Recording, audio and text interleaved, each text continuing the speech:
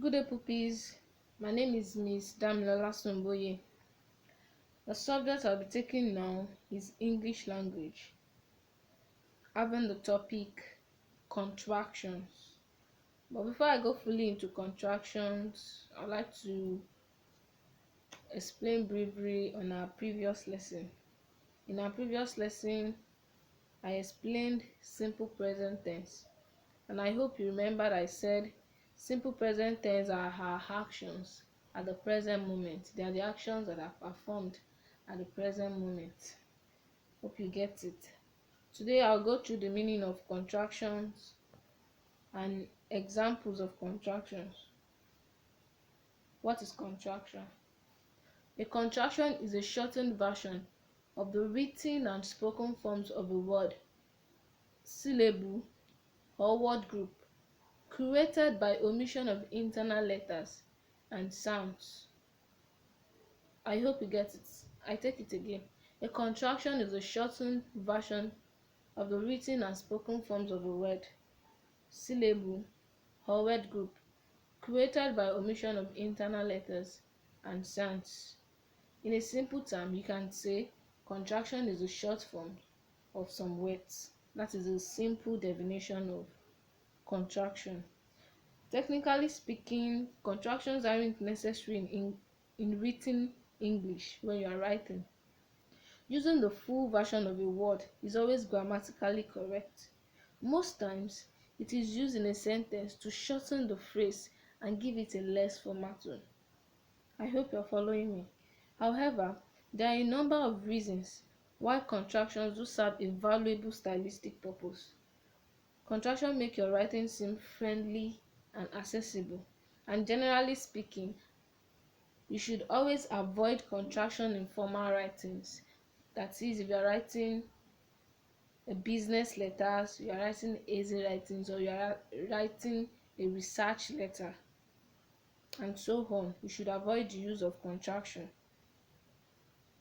In other words, don't use contraction in any academic writings unless you are directly quoting someone.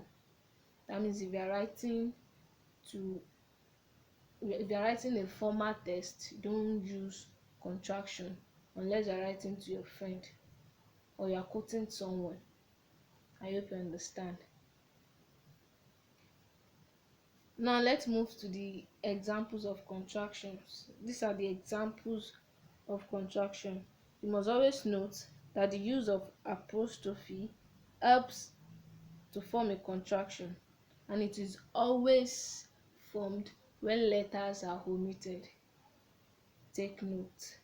I said the use of apostrophe helps in forming a contraction, and it is always formed with the omission of letters. You omit some letters, then you add an apostrophe.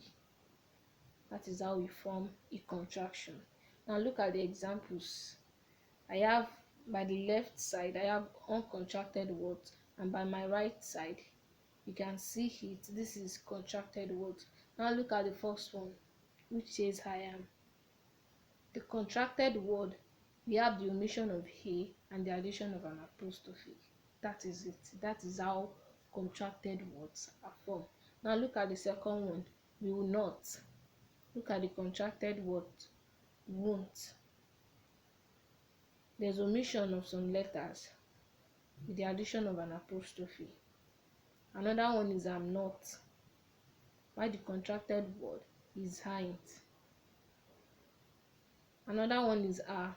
The contracted word is also pronounced are, but we have the omission of a with the addition of an apostrophe. And this is another examples. These are another example rather. We have are not, and the contracted word is aren't. We have the omission of o with the addition of an apostrophe. We have could not, the omission of o with the addition of an apostrophe to form couldn't. I hope you are getting it. Now this is another one. We have did not, and the contracted word is didn't. It has the omission of o with the addition of an apostrophe to form didn't. Are you following me? I hope you are getting it.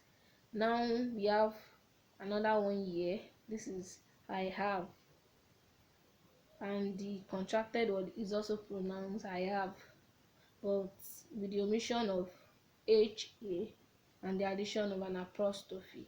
And the last one I have here with me is we are, with the omission of A to form the contracted word. A is omitted with the addition of an apostrophe.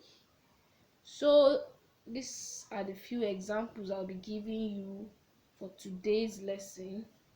So in a nutshell, I've been saying contractions is the short forms of some words, and you must take note that contractions are formed with the omission of some letters. So you are going to be doing this for me. You're going to write out 10 contractions you have come across. You have a lot of contractions. You have a lot of words in which you can contract it. I hope you are getting it. So you write out 10 in which you have come across yourself. You write it out. Do you understand? Don't forget to like this video.